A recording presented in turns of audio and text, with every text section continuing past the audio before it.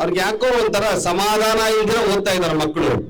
ಬಹುಶಃ ನಿಮ್ಗೆ ಗೊತ್ತಿದೆ, ಈಗಲೇ ಒಂದು 25% ಎಲ್ಲ ಪಾಪ ತಂದೆ ತಾಯಿಗಳು ಅನಾಥಾಶ್ರಮಕ್ಕೆ ಹೋಗೋ ಪರಿಸ್ಥಿತಿಗಳು ಬಂದಿದೆ. ನಮ್ಮ ಬಿಹೇವಿಯರ್ನ ನಮ್ಮ ಮಕ್ಕಳು ಅಬ್ಸರ್ವ್ ಮಾಡ್ತಾ ಇರ್ತಾರೆ. ಸ್ವಂತ ಅಕ್ಕ ತಂಗಿ ಬಗ್ಗೆ ಏನ್ ಮಾತಾಡ್ತೀರಾ, ಅಣ್ಣ ತಮ್ಮ ಬಗ್ಗೆ ಏನ್ ಮಾತಾಡ್ತೀರಾ? ನೀವು ತಂದೆ ತಾಯಿ ಮಕ್ಕಳಿಗೆ ಕಷ್ಟನೇ ಗೊತ್ತಿದ್ರೆ 100 ರೂಪಾಯಿ ಕೇಳಿದ್ರೆ 500 ರೂಪಾಯಿದು ಸಾಲ ಮಾಡೋದು ತಂದ್ಕೊಟ್ಬಿಡ್ತೀರಾ. ಜೊತೆಗೆ ಏನಕ್ಕೆ ಓದ್ತಾ ಇದ್ದೀರಾ, ಏನಕ್ಕೆ ಓದ್ಬೇಕು ಅಂತ LKG ಮಕ್ಕಳಿಂದನೇ, ಸಣ್ಣ ಮಕ್ಕಳಿಂದಾನೆ ಅವ್ರಿಗೆ ಕನಸುಗಳನ್ನ ರೂಪಿಸಿ. ನೀವು ನಿಮ್ಮ ಕನಸುಗಳನ್ನ ಹೆಂಗಿದ್ರೆ ನಮ್ಮ ಮಗ ಡಾಕ್ಟರೇ ಆಗ್ಬೇಕು, ನಮ್ಮ ಮಗ ಪ್ರೊಫೆಸರೇ ಆಗ್ಬೇಕು, ನಮ್ಮ ಮಗ ಇಂಜಿನಿಯರೇ ಆಗ್ಬೇಕು, ರಿಲೇಷನ್ಸ್ ವಿಚಾರದಲ್ಲಿ, ಅತ್ತೆ ಮಾವ ವಿಚಾರದಲ್ಲಿ, ಜಮೀನ್ ವಿಚಾರದಲ್ಲಿ, ಸಂಪಾದನೆ ವಿಚಾರದಲ್ಲಿ, ಬಟ್ಟೆ ವಿಚಾರದಲ್ಲಿ, ಪ್ರತಿಯೊಂದು ವಿಚಾರದಲ್ಲೂ ಡೈಲಿ 70 to 90% ಮನೆಗಳಲ್ಲಿ ಗಲಾಟೆ ಇರುತ್ತೆ. ಬೆಳಗ್ಗೆ ಇದ್ದಂಗೆ ಮಧ್ಯಾಹ್ನ ಇರಲ್ಲ, ಮಧ್ಯಾಹ್ನ ಇದ್ದಂಗೆ ಸಾಯಂಕಾಲ, ಸಾಯಂಕಾಲದಂಗೆ ರಾತ್ರಿ.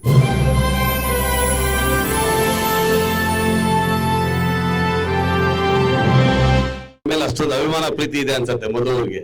ಒಂಚೂರು ಸೌಂಡ್ ಇಟ್ಕೋಪ, ನಿಮ್ ಮೈಕಲ್ ಸೌಂಡ್ ಇಲ್ಲ, ಅದಕ್ಕೆ ಪೇರೆಂಟ್ಸ್ ಅಲ್ಲಿ ಜೋಶ್ ಇಲ್ಲ. ಯಾರಿದು? ಇಲ್ಲ ಬೇರೆದ್ ಕೊಡಿ, ಸರಿ ಇಲ್ಲ ಇದು.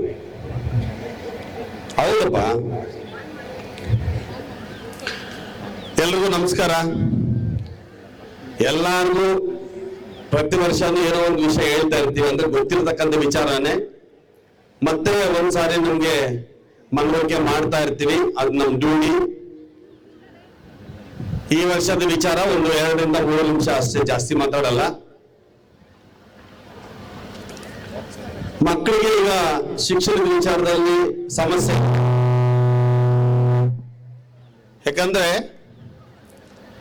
ಅವರವರ ಮನೆ ಮುಂದೆಗೇನೆ ಒಳ್ಳೆ ಒಳ್ಳೆ ಇನ್ಸ್ಟಿಟ್ಯೂಷನ್ಸ್ ಬಂದಿದೆ, ಕಾಲೇಜಸ್ ಬಂದಿದೆ, ಒಳ್ಳೆ ಟೆಕ್ನಿಕಲ್ ಕೋರ್ಸಸ್ ಬಂದಿದೆ. ಏನ್ ಮಾಡ್ಬೇಕು ಅಂದ್ರೂ ಮೊದಲಿಗೆ ಯಾವುದೋ ಒಂದು 4 ways 2 ways ಅಂತಿತ್ತು.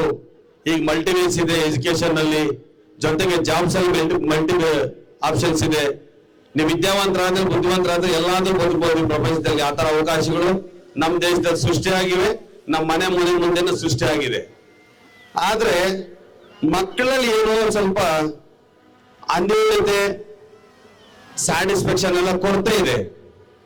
ಅವ್ರಿಗೆ ಯಾಕೋ ಒಂಥರ ಸಮಾಧಾನ ಇಲ್ದಿರ ಓದ್ತಾ ಇದಾರೆ ಮಕ್ಕಳು.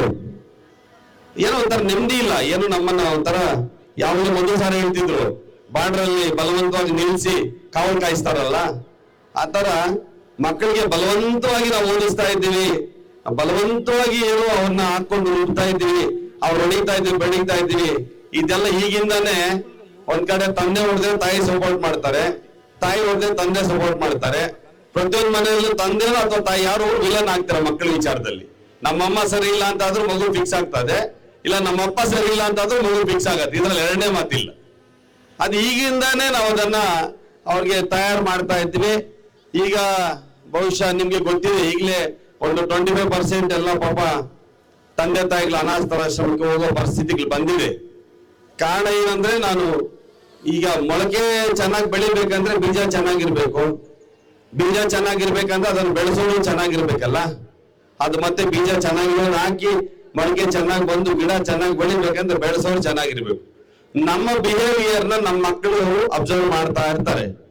ನೀವು ಅಕ್ಕಪಕ್ಕದ ಮನೆಯವ್ರ ಬಗ್ಗೆ ಏನ್ ಮಾತಾಡ್ತೀರಾ, ರಿಲೇಷನ್ಸ್ ಬಗ್ಗೆ ಏನ್ ಮಾತಾಡ್ತೀರಾ, ಸ್ವಂತ ಅಕ್ಕ ತಂಗಿ ಬಗ್ಗೆ ಏನ್ ಮಾತಾಡ್ತೀರಾ, ಅಣ್ಣ ತಮ್ಮ ಬಗ್ಗೆ ಏನ್ ಮಾತಾಡ್ತೀರಾ, ಅವ್ರ ಮುಂದೆ ಹೆಂಗ್ ನಟಿಸ್ಕೊಂಡು ನಾವು ಮಾತಾಡ್ತೀವಿ, ಅವ್ರು ಹೋದ್ಮೇಲೆ ನಾವ್ ಹೆಂಗ್ ನಟಿಸ್ತೀವಿ ಅಂತ ಮಕ್ಕಳು ಗಮನಿಸ್ತಾ ಇರ್ತಾರೆ.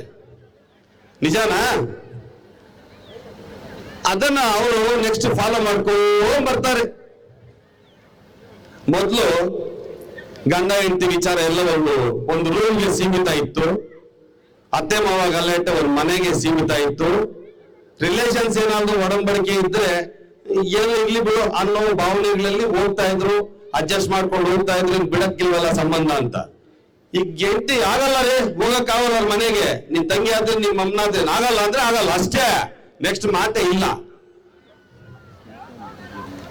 ನೆಕ್ಸ್ಟ್ ನಿಮ್ ಮಗಳೇನ್ ಮಾಡ್ತಾಳೆ, ನಿಮ್ ಮಗನೇನ್ ಮಾಡ್ತಾನೆ ಯೋಚನೆ ಮಾಡ್ರಿ.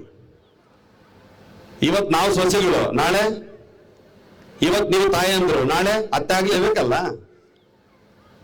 ಅಂದ್ರೆ ಮಕ್ಕಳಿಗೆ ನಾವು ನೀವು ಗಂಡ ಹೆಂಡತಿ ವಿಚಾರ ಏನಾದ್ರೂ ಇದ್ರೆ, ಫ್ಯಾಮಿಲಿ ವಿಚಾರ ಇದ್ರೆ, ನೀವು ಮನೆಯಲ್ಲಿ ಸೀಕ್ರೆಟ್ ಆಗಿ ಬಿಹೇವ್ ಮಾಡೋದನ್ನ ಕಲಿಬೇಕು. ನಿಮ್ ಕಷ್ಟಗಳನ್ನ ಮಕ್ಕಳಿಗೆ ತಿಳಿಸ್ಬೇಕು. 1 ರೂಪಾಯಿಗೆ ಎಷ್ಟು ಕಷ್ಟಪಟ್ಟು ಸಂಪಾದನೆ ಮಾಡ್ತಾ ಇದ್ದೀವಿ ಅಂತ ಗೊತ್ತಾಗ್ಬೇಕು. ಅವರು 100 ರೂಪಾಯಿ ಇದನ್ನ ಕೇಳಿದ್ರೆ 200 ರೂಪಾಯಿ ತಂದ್ಕೊಳ್ಳೋದಲ್ಲ. 100 ರೂಪಾಯಿ ಕೇಳಿದ್ರೆ 100 ರೂಪಾಯಿ 2 ದಿನ 3 ದಿನ 4 ದಿನ ಸತಾಯಿಸಿ ಅವ್ರಿಗೆ 100 ರೂಪಾಯಿ ಬೆಲೆ ಕೊಟ್ಟು 100 ರೂಪಾಯಿದಲ್ಲ 80 ರೂಪಾಯಿ ತರಬೇಕು. ಅದು ನಮ್ಮಪ್ಪ 100 ರೂಪಾಯಿ ಕೇಳಿದ್ರೆ 80 ರೂಪಾಯಿ ಕೊಡ್ತಾನೆ. ನಮ್ಮಪ್ಪ ಕಷ್ಟ ಇದೆ ಗೊತ್ತಾಗ್ತಾ ಇದೆ. ನೀವು ತಂದೆ ತಾಯಿ ಮಕ್ಕಳಿಗೆ ಕಷ್ಟನೇ ಗೊತ್ತಿದ್ರೆ 100 ರೂಪಾಯಿ ಕೇಳಿದ್ರೆ 500 ರೂಪಾಯಿದು ಸಾಲ ಮಾಡೋದು ತಂದ್ಕೊಟ್ಬಿಡ್ತೀರಾ. ಅವ್ರೇನ್ ತಿಳ್ಕೊಂತಾರೆ, ನಮ್ಮಪ್ಪನ ಏನ್ ಕೇಳಿದ್ರು ನಮ್ಮಪ್ಪನ ಹತ್ರ ಅಡ್ಡ ಇಲ್ಲ, ನಮ್ಮಮ್ಮನ ಹತ್ರ ಅಡ್ಡ ಇಲ್ಲ, ಏನ್ ಬೇಕಾದ್ರೂ ಮಾಡ್ಬೋದು ಅಂತ ಅವ್ರು ಆ ತರ ಮೈಂಡ್ ಸೆಟ್ ಅಲ್ಲಿ ಫಿಕ್ಸ್ ಆಗ್ತಾರೆ.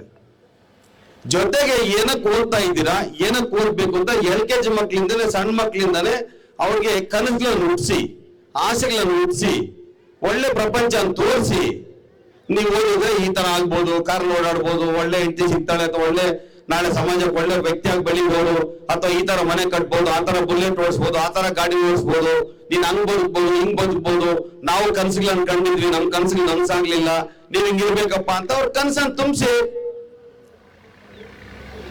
ನೀವು ನಿಮ್ಮ ಕನಸುಗಳನ್ನ ಹೆಂಗಿದ್ರೆ ನಮ್ಮ ಮಗ ಡಾಕ್ಟರೇ ಆಗ್ಬೇಕು, ನಮ್ಮ ಮಗ ಪ್ರೊಫೆಸರೇ ಆಗ್ಬೇಕು, ನಮ್ಮ ಮಗ ಇಂಜಿನಿಯರೇ ಆಗ್ಬೇಕು, ಅಥವಾ ನಮ್ಮ ಮಗ ಇನ್ನೊಂದೇ ಆಗ್ಬೇಕು, ನೀವ್ಯಾಕೆ ಫಿಕ್ಸ್ ಆಗ್ತೀರಾ?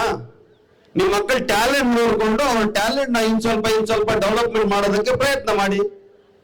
ಒಂದು ಮೊಳಕೆ ಇದೆ, ಮೊಳಕೆ 4 ಮೊಳಕೆ ನಾಟಿದ್ರೆ 4 ಮೊಳಕೆ ಒಂದೇ ಸಮನಾಗಿ ಬೆಳೆಯೋದಿಲ್ಲ, 4 ಮೊಳೆನೂ ಒಂದೇ ತರ ಸ್ಟೆಪ್ ಬರೋದಿಲ್ಲ, ಒಂದೇ ತರ ಮರವಾಗಿ ಬೆಳೆಯಲ್ಲ, ಒಂದೇ ತರ ಹಣ್ಣು ಕೊಡಲ್ಲ, ಒಂದೊಂದೊಂದೊಂದ್ ತರ ಇರುತ್ತೆ.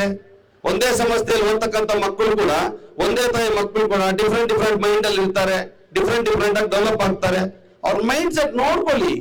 ಈಗ SLC ಪಾಸ್ ಆದ್ರೂ ಕೂಡ SLC ಮೇಲೆ ಗೌರ್ಮೆಂಟ್ ಜಾಬ್ ಸಿಗತ್ತೆ, ಪ್ರೈವೇಟ್ ಜಾಬ್ ಸಿಗತ್ತೆ, PUC ಮೇಲೆ ಗೌರ್ಮೆಂಟ್ ಜಾಬ್ ಸಿಗತ್ತೆ, ಪ್ರೈವೇಟ್ ಜಾಬ್ ಸಿಗತ್ತೆ, ಡಿಗ್ರಿ ಮೇಲೆ ನಿಮ್ಗೇನು ದೇಶನೇ ಆಳ್ತಕ್ಕಂಥ IAS ಆಗ್ಬೋದು ಅಲ್ವಾ? ಡಿಗ್ರಿ ಮಾಡೋದು IAS ಎಕ್ಸಾಮ್ ಬರೆದ್ರೆ IAS ಆಗ್ಬೋದು, UPSC ಬರೆದ್ರೆ ಎಂತ ಆಪ್ಷನ್ಸ್ ಇದೆ, ಈಗ ಮಲ್ಟಿ ಆಪ್ಷನ್ಸ್ ಇದೆ. ಯೋಚನೆ ಮಾಡ್ಕೊಳ್ಳಿ, ನಿಮ್ಮ ಆಸೆಗಳನ್ನ ಮಕ್ಕಳ ಮೇಲೆ ಇಟ್ಕೊಳ್ಳಿ, ಇಲ್ಲ ಅಂತ ಹೇಳಿಲ್ಲ. ನೀನ್ ಹಿಂಗೆ ಆಗ್ಬೇಕು ಹಂಗೆ ಆಗ್ಬೇಕು ಅಂತಂದ್ರೆ ಹಾಗಾಗ್ಬೇಕು ಅಂದ್ರೆ ಏನ್ ದಾರಿ ತೋರಿಸಿ. ಈಗ 80 ಮಾರ್ಕ್ ಬಂದಿದೆ ಅನ್ಕೊಳ್ಳಿ, ನೆಕ್ಸ್ಟ್ ಬೈ ಎಕ್ಸಾಮ್ 90 ಬರ್ಬೇಕಪ್ಪ, ಇಲ್ಲ 85 ಬರ್ಬೇಕಪ್ಪ ಅಂತ ಹೇಳ್ಬೇಕು. ಅವ್ನು 100 ಬಂದಿದೆ, ನೀನ್ 80 ಬಂದ, ಅವ್ನ ಕತ್ತೆ ಕಾಯಿ ಅವ್ನ ಕಾಲ್ಗೆ ದೂರ ಹೋದ್ರೆ ಏನ್ ಮಾಡ್ತಾನ ಅವ್ನು? ನೆಕ್ಸ್ಟ್ 85 ನಮ್ಮ ಅಮ್ಮಂಗೆ ಬರೆಯೋದು, 50 ಹಂಗೆ ಬರೆಯೋದು, ಇಷ್ಟೇ ಅಂತ ಅವ್ನು ಡಿಸೈಡ್ ಆಗ್ತಾನೆ. 50 ಬೇರೆ ಎಕ್ಸಾಂಪಲ್ ಏನ್ ಕೊಡ್ಬೇಕು ನೋಡೋಣ, 80 ನೀನ್ ನೆಕ್ಸ್ಟ್ 60 ಬರ್ಬೇಕಪ್ಪ ಅಂತ ಬುದ್ಧಿ ಮಾತು ಹೇಳ್ಬೇಕು. ನೀವ್ ಹೆಂಗೆ ತಂದೆ ತಾಯಿ ಆಟ ಮಾಡ್ತಿದ್ರು ನಿಮ್ ಮನೆಗಳಲ್ಲಿ, ನಿಮ್ ರಿಲೇಷನ್ಸ್ ವಿಚಾರದಲ್ಲಿ, ಅತ್ತೆ ಮಾವ ವಿಚಾರದಲ್ಲಿ, ಜಮೀನ್ ವಿಚಾರದಲ್ಲಿ, ಸಂಪಾದನೆ ವಿಚಾರದಲ್ಲಿ, ಬಟ್ಟೆ ವಿಚಾರದಲ್ಲಿ, ಪ್ರತಿಯೊಂದು ವಿಚಾರದಲ್ಲೂ ಡೈಲಿ 70 to 90% ಮನೆಗಳಲ್ಲಿ ಗಲಾಟೆ ಇರುತ್ತೆ. ಬೆಳಗ್ಗೆ ಇದ್ದಂಗೆ ಮಧ್ಯಾಹ್ನ ಇರಲ್ಲ, ಮಧ್ಯಾಹ್ನ ಇದ್ದಂಗೆ ಸಾಯಂಕಾಲದಂಗೆ ರಾತ್ರಿ ಇರಲ್ಲ. ಆ ಮಕ್ಕಳು ಅದನ್ನೇ ಕಲಿತಿದ್ದಾರೆ. ಅವಾಯ್ಡ್ ಮಾಡಿ, ಒಳ್ಳೆ ಶಿಕ್ಷಣ ಕೊಟ್ಬಿಟ್ರೆ ಸಾಕಾಗಲ್ಲ. ತಂದೆ ತಾಯಿಗೆ ಊಟ ಹಾಕಿ ಬಜಾರ್ಗೆ ಇಡ್ತೀರಾ, ಸಂಪ್ರದಾಯಗಳನ್ನ ಫಾಲೋ ಮಾಡಿ ಸಾಕು. ಅವನ್ ಎಷ್ಟು ಸಂಪಾದನೆ ಮಾಡು, IAS ಆಫೀಸರ್ ಆಗ್ಬೇಕಾಗಿಲ್ಲ. ಪ್ರಯತ್ನ ನಮ್ಮದು, ಮಿಕ್ಕಿದ್ದಲ್ಲಿ ಯತ್ನ ಪ್ರಯತ್ನ ದೈವತ್ನ ಅಂತ ಹೇಳ್ತೀವಿ. ಪ್ರಯತ್ನ ನಮ್ದು, ಯತ್ನ ನಮ್ದು, ಮಿಕ್ಕಿದ್ದ ದೈವತ್ನ. ಅದು ಹೆಂಗ್ ಬದುಕಬೇಕು ಅಂತ ಬದುಕಿ, ಅದ್ರ ದಾರಿ ಹಾಕೊಡ್ಬೇಕಲ್ಲ ನಾವು. ನಿಮ್ ಮಕ್ಳ ಹತ್ರ ಬಿಹೇವ್ ಮಾಡುವಾಗ ದಯವಿಟ್ಟು ನೀವು ನಿಮ್ಗೆ ಏನಾದ್ರೂ ಸಮಸ್ಯೆಗಳಿರ್ಲಿ ಒಳಗಡೆ ಗುಟ್ಟಾಗಿ ಮಾತಾಡಿ. ಒಂದ್ ಮನುಷ್ಯನ ಹಿಂದ್ಗಡೆಯಿಂದ ಮಾತಾಡೋದನ್ನ ಬಿಡಿ, ಈ ಜಾತಿಗಳನ್ನ ಡಿವೈಡ್ ಮಾಡೋದು ಬಿಡಿ ಮಕ್ಕಳ ಮುಂದೆ. ಮತ್ತೆ ಅವ್ರ ಹತ್ರ ಏನಿದೆ, ಅವ್ರ ಹತ್ರ ಏನಿಲ್ಲ, ಅವ್ರ ಹಂಗೆ ಹಿಂಗೆ ಮಾತಾಡೋದನ್ನ ಬಿಡಿ. ಮಕ್ಕಳು ಎಲ್ಲರ ಜೊತೆಲಿ ಬೆರೆಯಕ್ ಬಿಡಿ, ಮಕ್ಕಳ ಜೊತೆಲಿ ಬೆರೆಯಕ್ ಬಿಡಿ, ಸಂಬಂಧದ ಜೊತೆಲಿ ಬೆರೆಯಕ್ ಬಿಡಿ. ನೀನ್ ಯಾರಿಗೂ ಕೊಡಬಾರ್ದು. ನೋಡು 2 ಇಡ್ಲಿ ಹಾಕ್ತಾ ಇದ್ದೀನಿ, ನೋಡು 2 ಆಪಲ್ ಪೀಸ್ ಹಾಕ್ತೀನಿ, ಯಾರಿಗೂ ಕೊಡಬಾರ್ದು. ನೋಡು, ಇರಬಾರ್ದು. ನಮಗೆ ಬಂದಿರೋ ನಮ್ಮನ್ನ ನಾವೇ ಅನುಭವಿಸಿದೀವಿ. ಯಾರೋ ಒಂದು ಊರಲ್ಲಿ ಸಣ್ಣ ಮಕ್ಕಳು ಜೊತೆಗೆ ಸೇರ್ತಾರಪ್ಪ, ಯಾರೋ ಆ ಮಗು ಅವ್ರ ಪೇರೆಂಟ್ಸ್ ಸರಿ ಇಲ್ಲ ಅಂತಾನೋ, ಅಥವಾ ಆ ಮಕ್ಕಳೇನೋ ಬಡವರು ಅಂತಾನೋ, ಅಂತ ಮಕ್ಕಳು ಆ ಶಾಲೆಗೆ ಹೋಗ್ತಾರೆ. ನಮ್ಮ ಮಕ್ಕಳಿಗೆ ಆ ಶಾಲೆಗೆ ಕಳ್ಸೋದು, ಶಾಲೆ ಬದಲಾಯಿಸಿ ಅಂತ ಹೇಳ್ತಾರಂತೆ ಪೇರೆಂಟ್. ಅರ್ಥ ಮಾಡ್ಕೊಳ್ಳಿ ಹೆಂಗಿದಾರ ನಮ್ಮ ಪೇರೆಂಟ್. ಬಡ ಮಕ್ಕಳು ಶಾಲೆಗೆ ಬಂದ್ರೆ ಶ್ರೀಮಂತ ಮಕ್ಕಳು ಆ ಶಾಲೆಗೆ ಬರಬಾರ್ದಾ? ಈ ತರ ಭಾವನೆಗಳು ಪೇರೆಂಟ್ಸ್ ಅಲ್ಲಿ ಇದೆ. ಪೇರೆಂಟ್ಸ್ ಸಮಾಜ ಚೆನ್ನಾಗಿರ್ಬೇಕು ಅಂದ್ರೆ ನೀವು ಮುಂದೆ ಒಂದು ಹಿಂದೆ ಒಂದು ಮಾತಾಡೋದನ್ನ ಬಿಟ್ಬಿಡಿ, ಅದನ್ನ ನಿಮ್ಮ ಫಾಲೋ ಮಾಡ್ತಾ ಇರ್ತದೆ. ಇವತ್ತು ನೀವ್ ಹೆಂಗೆ ನಿಮ್ ತಂದೆ ತಾಯಿ ಹತ್ರ ಬಿಹೇವ್ ಮಾಡ್ತೀರಾ, ನಿಮ್ ಅತ್ತೆ ಮಾವ ಹತ್ರ ಬಿಹೇವ್ ಮಾಡ್ತೀರಾ, ನಿಮ್ ಸಂಬಂಧಿಕರ ಬಿಹೇವ್ ಮಾಡ್ತೀರಾ, ನಿಮ್ ರಿಲೇಷನ್ ಹತ್ರ ಬಿಹೇವ್ ಮಾಡ್ತೀರಾ, ಅದನ್ನೇ ಮಕ್ಕಳು ಕಲಿತಾ ಬರ್ತಾ ಇದಾರೆ. ಶಿಕ್ಷಣ ಜೊತೆಗೆ ಮೌಲ್ಯಗಳನ್ನು ಕಲಿಸಿ ಅಂತ ನಾನು ರಿಕ್ವೆಸ್ಟ್ ಮಾಡೋದು. ಬರೀ ವಿದ್ಯೆ ಒಂದೇ ಇದ್ರೆ ಏನು ಉಪಯೋಗ ಆಗೋದಿಲ್ಲ. ವಿದ್ಯೆ ಜೊತೆಗೆ ವಿನಯ ಇರಬೇಕು, ಭೂಷಣ ಇರಬೇಕು. ಮೌಲ್ಯಾಧಾರಿತವಾಗಿ ಏನು ಮಕ್ಕಳ ಬೆಳೆಸಿಲ್ಲ ಅಂದ್ರೆ ನಾವೆಲ್ಲರೂ ಕೂಡ ಅನಾಥಾಶ್ರಮಕ್ಕೆ ಹೋಗ್ಬೇಕಾಗತ್ತೆ. ಅದ್ರಲ್ಲಿ ಎರಡನೇ ಮಾತೇ ಇರೋದಿಲ್ಲ. ಬರೀ ಶಿಕ್ಷಣ ಒಂದೇ ಜೀವನ ಅಲ್ಲ, ಶಿಕ್ಷಣದ ಜೊತೆಗೆ ಮೌಲ್ಯಗಳನ್ನು ಕಲಿಸಿ ನಿಮ್ ಕೈ ಕಾಲು ಹಿಡ್ಕೊಂತೀವಿ. ಯಾಕಂದ್ರೆ ಶಾಲೆಗಳಲ್ಲಿ ನೋಡ್ತಿದ್ವಿ ಪರಿಸ್ಥಿತಿಗಳು. ಸಣ್ಣ ಸಣ್ಣ ವಿಚಾರಕ್ಕೆ ಮಕ್ಕಳು ಜಗಳ ಆಡ್ತಾರೆ, ಸಣ್ಣ ಸಣ್ಣ ವಿಚಾರಕ್ಕೆ ಮಕ್ಕಳೇನು ಮಾತಾಡೋದು, ಊರುಗಳಲ್ಲಿ ಜಗಳ ಮಾಡ್ತಿದ್ದಾರೆ. ಊರುಗಳಲ್ಲಿ ಜಗಳ ಮಾಡೋದು ಅದನ್ನ ದೊಡ್ಡ ವಿಷಯ ಮಾಡೋದು, ತಾರತಮ್ಯ ಮಾಡ್ತಿದ್ದಾರೆ ಮಕ್ಕಳ ವಿಚಾರದಲ್ಲಿ. ಮಕ್ಕಳು 2 ನಿಮಿಷ ಕಚ್ಚಾಡ್ಕೊಂತಾರೆ, ಮತ್ತೆ ಒಂದಾಗ್ತಾರೆ. ಬಸ್ಸಲ್ಲಿ ಗಲಾಟೆ ಮಾಡ್ಕೊಂತಾರೆ, ಸ್ಕೂಲಲ್ಲಿ ಗಲಾಟೆ ಮಾಡ್ಕೊಂತಾರೆ. ಆಯ್ತು ಬಿಡಪ್ಪ, ನೀವೆಲ್ಲ ಫ್ರೆಂಡ್ಸೇ ಅಲ್ವಾ, ಮಾಮೂಲಿ ಅಂದ್ರೆ ಏನಿರಲ್ಲ. ಅವ್ರ ಮುಂದೆ ನೀವು ಅವ್ರು ಕುಲ ಗೋತ್ರ ಇಲ್ಲ ಅಂತ ಹಾಕ್ತೀರಾ, ನೆಕ್ಸ್ಟ್ ಅವನೇನ್ ಕಲಿತಾನೆ, ಅವನು ಕುಲ ಗೋತ್ರ ಅಂತ ಹಾಕ್ತಾನೆ ನೆಕ್ಸ್ಟ್. ಯಾಕೆ ಹೇಳ್ತಾ ಇದ್ದೀವಿ, ನಾವೆಲ್ಲ ಒಳ್ಳೆ ಶಿಕ್ಷಣದ ಕೊಡೋದು ಇಂಪಾರ್ಟೆಂಟ್ ಅಲ್ಲ, ಒಳ್ಳೆ ಪರಿಸರದಲ್ಲಿ ಮಕ್ಕಳನ್ನ ಬೆಳೆಸ್ಬೇಕಂದ್ರೆ ನಮ್ಮನೆಯಲ್ಲಿರ್ತಕ್ಕಂಥ ಪರಿಸರ ಚೆನ್ನಾಗಿರ್ಬೇಕು. ನಾವು ನಮ್ಮಲ್ಲಿ ಏನೇ ಭಿನ್ನಾಭಿಪ್ರಾಯ ಇದ್ರು ಕೂಡ ಮಕ್ಕಳ ಮುಂದೆ ಅದನ್ನ ಶೇರ್ ಮಾಡಿದಿರಾ ಗುಟ್ಟಾಗಿ ನೀವು ಒಳಗಡೆ ಮಾತಾಡ್ಕೊಂಡು ಮಕ್ಕಳಿಗೆ ಭವಿಷ್ಯಕ್ಕೆ ಚೆನ್ನಾಗಿರ್ಬೇಕು ಅನ್ನೋದ್ರಿಂದ ಇಲ್ಲೆಲ್ಲ ಅಡಿಪಾಯ ಹಾಕೊಳ್ತೀರಿ ಅಂತ ನಾನು ಮಾತನ್ನು ಮುಗಿಸ್ತೀನಿ. ಜೈ ಹಿಂದ್, ಜೈ ಕರ್ನಾಟಕ.